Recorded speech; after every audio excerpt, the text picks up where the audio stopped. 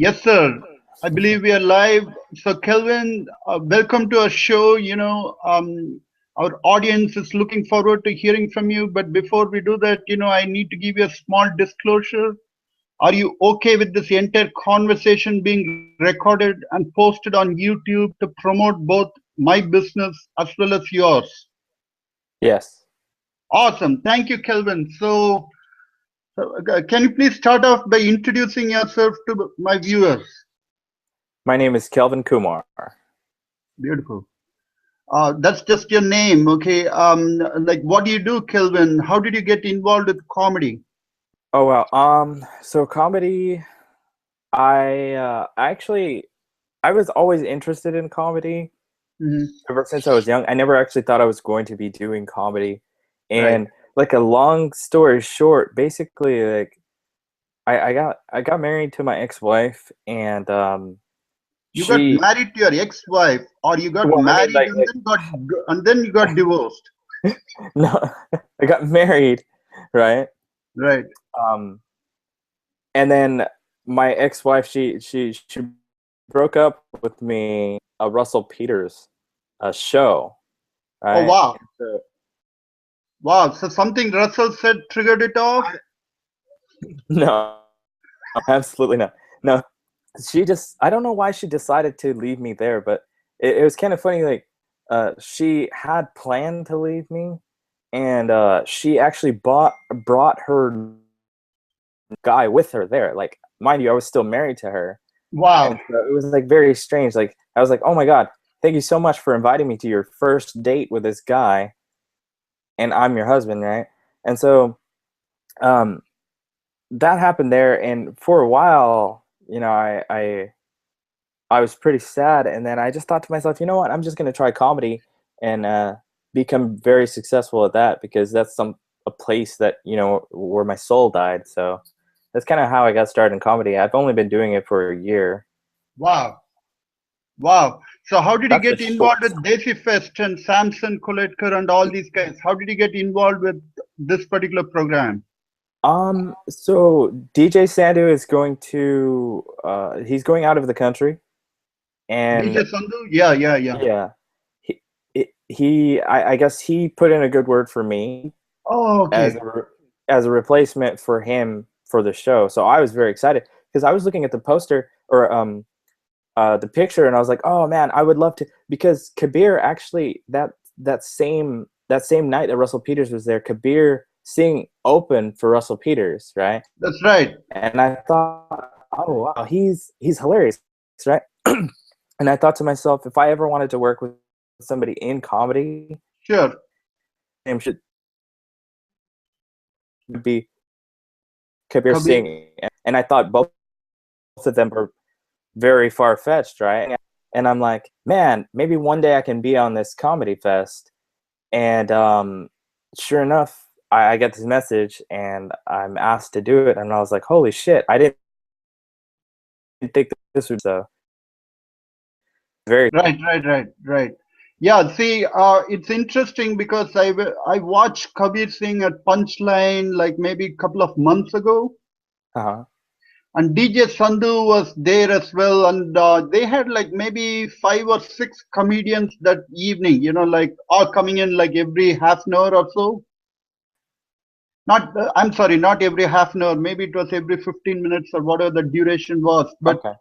But the interesting thing was that the only two people who actually showed up in that, who stood apart in that entire group was DJ Sandhu and Kabir. And DJ was he opened the show and Kabir basically ended the show. So those were the real two performances that I really enjoyed. Everyone else was talking about all kinds of stuff, but for some reason it didn't really connect with me. Like I Uh-huh. didn't really find that funny. But some of the stuff Kabir talks about are extremely hilarious. Like he talks about arranged marriages and that kind of stuff. No, I agree. I agree. Right. Um, So I, I look it's up to all both of those too. So yeah. yeah. See, because comedy.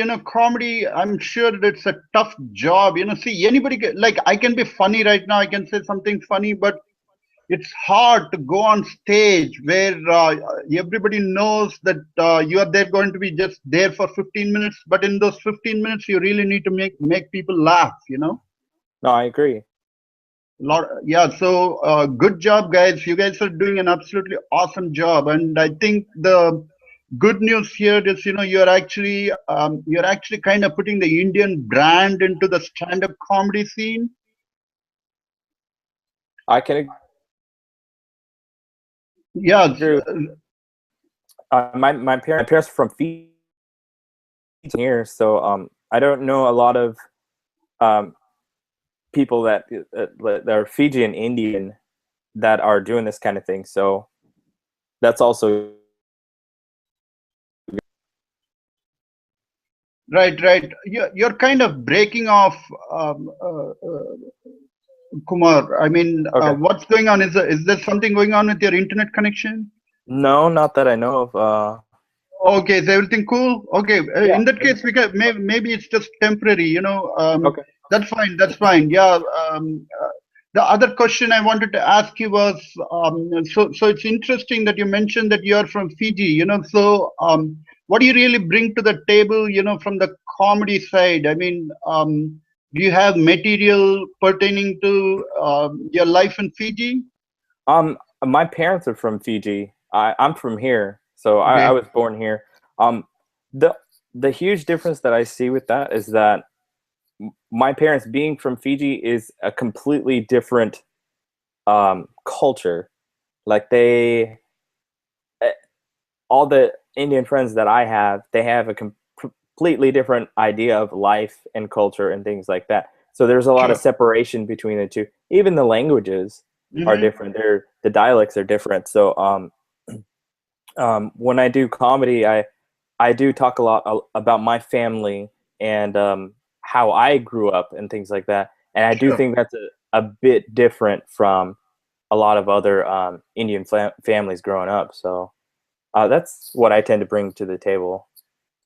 Absolutely, absolutely. You know, I've been to the Fijian temple, you know, in Rio Linda, I believe, and Uh-huh. the interesting thing is, you know, it's just so interesting how, even though everybody came from India, you know, how the cultures have changed. Like, you know, like the Fijians basically have their own culture, you know, I and the agree. food, I mean, it's delicious, but you know, it's nothing like Indian food. That's like what I really mean is, let's say somebody gives me Indian food and Fijian food in two different plates, you know, the exact same dishes. Yes. I can possibly take a bite out of each one of them and clearly tell which one is from India and which one is from Fiji. You know, so they have I mean, you guys have a distinct brand, so that's really good. Yeah, the difference between the Indian and the Fijian one is the Indian one they would probably give you like water, and then the Fijian one they'd probably give you like kava or something like that. Oh, yeah, kava. Yeah, yeah, yeah. Yeah. So I discovered kava last year. You know, there's a kava bar here in Rancho, and one uh thing I found is when I drink that kava, you know, see, actually, I took it to took it to go, you know, because I didn't want to drink it right there at the place. When I came back home and I drank it, 15 minutes later, I was in bed, man. See, yeah. it just put me to sleep. Yeah, no, it's like that. I'm surprised you took your kava to go. Um, that's funny because like it will make you sleepy and things like that. And not a lot of people know that you can drink that. They think it's a supplement for a health supplement and things like that. But a lot of Fijian Indian people drink uh, kava is almost it's a grog. So yeah. Right, right, right. So that's all very interesting. You know, so talk to me about what you're going to be doing at the Comedy Fest. It looks like so are you going to be performing at all the different shows that they have? No, I don't believe so. I believe I was just for the Sacramento Punchline show. I was just Oh, asked okay. to do that one, which is absolutely fine. I would, I would do any of the shows, um, if asked to do any more shows. But I was specifically asked to do the Sacramento Punchline show, Oh, okay. which is fine with me. Yeah. again, I'm gonna do a lot of comedy about myself, my culture, things that relate to me. I think if I relate it to the comedy to myself, then it's not just, hey, this is just another Indian comic and things Sure. like that. So I bring a good spin to the comedy that I do, I feel. But I think you guys will be able to see that and be able to tell me that maybe they'll ask me to do like some of the other shows, which would be amazing. So, Sure, sure. Yeah, yeah, that's very interesting because if you just compare like Russell Peters to Kabir Singh, just two stand-up comedians, both with the mhm. Indian background. Mhm. See, their style is very different because Russell, he's I believe an Anglo-Christian from Bengal or something like that, and Kabir Yeah. on the other side, he's actually a Sikh from Punjab, Mhm. right? So Yeah, even two though different both things. these guys are funny, they're funny in their own way because they both talk about, for the most part, they talk about their own personal experiences and they both have a very distinct personality of their own, Yes, I agree with right? that. So I look forward to seeing your performance as well. See, because I really love the Fijian culture, and now with the kava, see, now we have something to really talk about. that's Yes, sir. usually that's that's usually what Fijian Indian people will talk about. Like, I'm pretty sure you know the culture. Like, if family comes over, right, you'll have the men all in the front room, the Yes. women all in the family room or like in the kitchen, right, and the children are off playing around with each other, right. And all the men will do is talk about like two or three things. They'll talk about uh, work.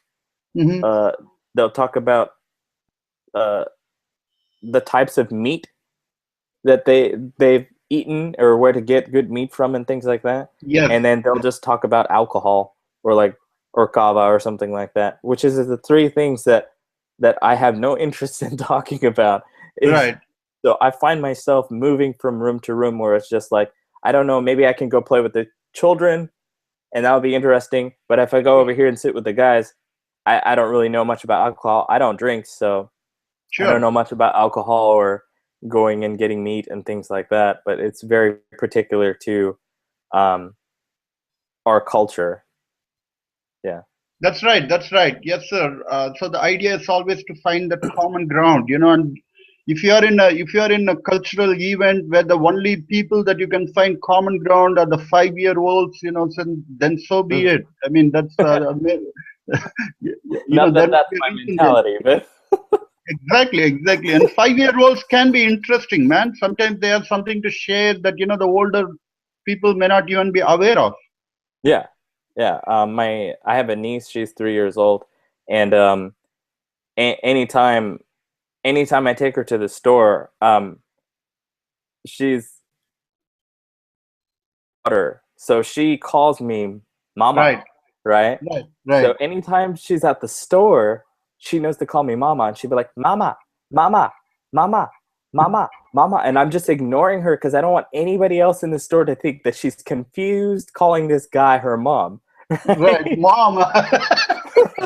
She's like, "No, no, I'm uncle. Right, right, Mama's over right.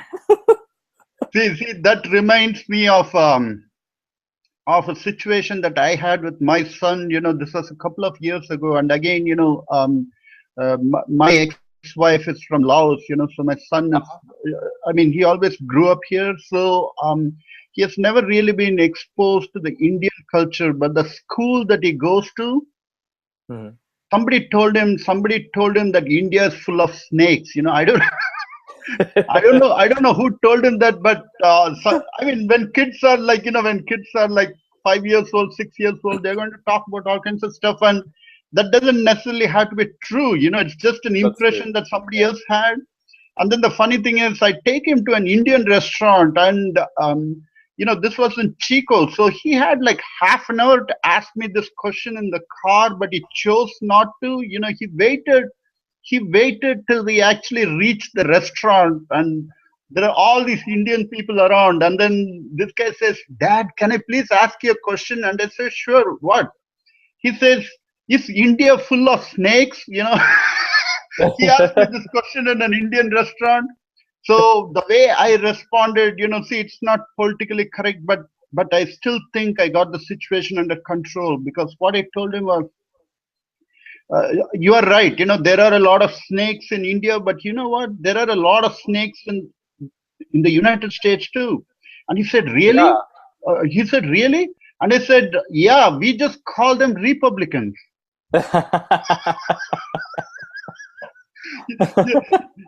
You, you should have looked at the look on his face. You know,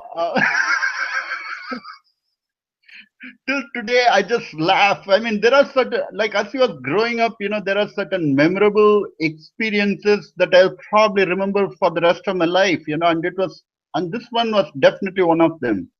That's a good monologue. That's a Yes, good sir. monologue. Yeah. I Maybe do. you can use it if you want. Yes, sir. I just I gave you will some not use material. it. I will not use it because that is your joke and your joke only. Yes, yes, yes. Um, So, yeah. I was gonna say, I'm also part of an improv team. Oh, I okay. do improv comedy as well. I Is was that at asked the by the club. punchline? That is at the Sacramento Comedy Spot. That's actually where I started comedy. I started taking class there. I didn't Oh, know they okay. had classes for comedy, and I started with stand up, and then I started getting involved with improv, and then the club owner asked me to be on a improv team, so I do that every Wednesday there at the Sacramento Comedy Spot. I This do is on J so I do, Street. yeah, This is it's downtown, right? yeah, this Midtown between J and K on 20th Street. I think Yeah, I've been there once. Is the owner called Brian or somebody? Brian, yes, the Yeah. What is his full owner's name? What is his full Brian name? Crawl. Brian Call. Yeah, yeah, yeah. Yes. Now I Yeah. remember. This guy is friends with me on Facebook. Yes, sir. Nice. Yeah, he's extremely funny. Yes. I actually learned improv from him because I wanted to learn from him because he has 14 years of experience with Beautiful. it. And, I think it's great. I think it helps with. I think it helps with. I think my stand up helps with my improv, and my improv helps with my stand up. Sure. Yeah, but still being new at it, I'm still very like, hey, I don't like if somebody asks for me to be on the show, Hmm. if I think I'm ready for it, then I will accept it. If I don't feel up to it, I'll let them know. Hey, I don't feel like I'm up to it. So Yeah, you need to be at the like creatively. You need to be really ready for the challenge. yeah, no, I agree. And I Yes, was sir. very hesitant. Oh, go ahead. Yeah, yeah, yeah. One question I wanted to ask you was, this is the same question I asked Samson as well. See, when you do like two different shows, Yes. is your material the exact same, or do you actually come up with new material for the second show? If I do two different shows, a lot of times I like to do a lot of different things. I don't try to do the same thing over and over again. I think Oh, okay. that's what a lot of people see. And if I'm doing a show, maybe like a showcase or opening for people and things like that, um, Hmm. the material might be the same. But Oh, if okay. I'm doing like an open mic or I'm working out material, I tend to work out a lot more material than I see other Mhm. people do. I see a lot of people do the same jokes over and over again. Right. Um, I won't risk doing new jokes Yeah. during a show only because I understand the methodology and things like that. I don't want to risk um, my trying out a new joke during a show when it may not go over. Um, but if I know that these jokes have worked, I'll have like several jokes put together. And if I did two Hmm. shows in a row, I'd be like, okay, I'm going to do these jokes here and I'm going to do these jokes here, but So I split want them up. a few of them to be different. Yeah. I like that Awesome. because I like doing different jokes. And I like to do a lot of like a callbacks or tie-ins and things like that of something that I've already said in the beginning of the show. Sure. Um, I just my mind works that way. I like to take a lot of risks. Like I remember I do this thing where I did it at an open mic and several open mics, even on a showcase where all the comedians that went before me, or like a few of them, I brought them back out. I told the audience, "Hey, if you guys are a good audience, I'm going to do this for you." right? So I'll tell a couple of jokes, and I said, okay, you guys have been a great audience. I'm going to bring back up a few comedians that you already saw go up. Mm-hmm. And not only am I going to roast them, but I'm going Right. to roast myself. Right. So I've seen their performances, and I would just make fun of myself first so people get used to the idea, because Sure.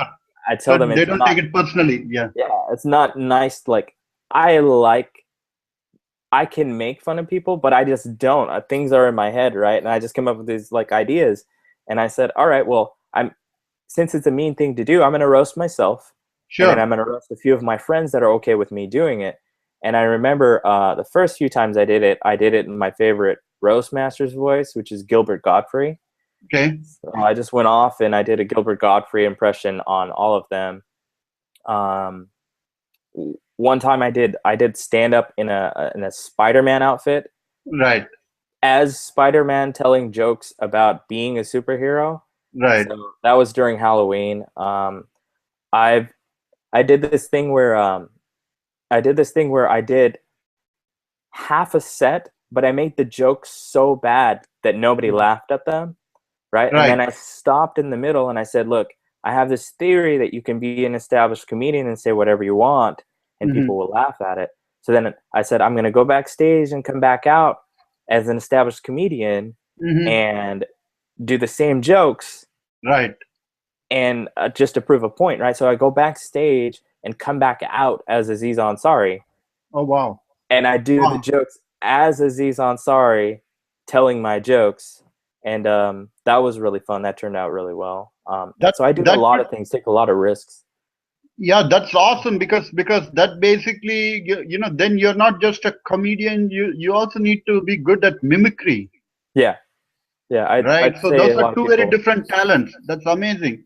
So Kelvin, before we say goodbye, would you Uh, like to say a joke for your audience? It doesn't have to be a joke that you're going to be using at the show, but since it looks like you have a huge database, share like a 30-second joke with us. I don't usually like sharing jokes out of context and things like that. Okay. So you need In a fact, context for this. well, like if I'm off stage, Say if I'm something off, funny. Say something funny. It doesn't even have to be one of your jokes in your, in your performance. you didn't like my mama joke I just said earlier. Mama joke. Yeah, yeah, yeah. Kids do that all the time. Yeah, yeah. Okay, Yeah. we'll take that as your joke. Yes, sir. Okay. So thank you very much, Kelvin, and I look forward to seeing your performance at the Comedy Fest on August 12th, I believe. Is that the Yeah, date you guys August are 12th. performing at Punchline? Yeah. Awesome. Do you have any Awesome. Thank you questions so or any much. more messages for our audience? I don't. I'm just glad to be part of this whole thing. This is my first time doing this, so hopefully it goes great. And I hope to do more in the future. Awesome. Thank you so much, Kelvin, and I look forward to seeing you at the Punchline. All right. Thanks, Raj. Thank you. Bye bye.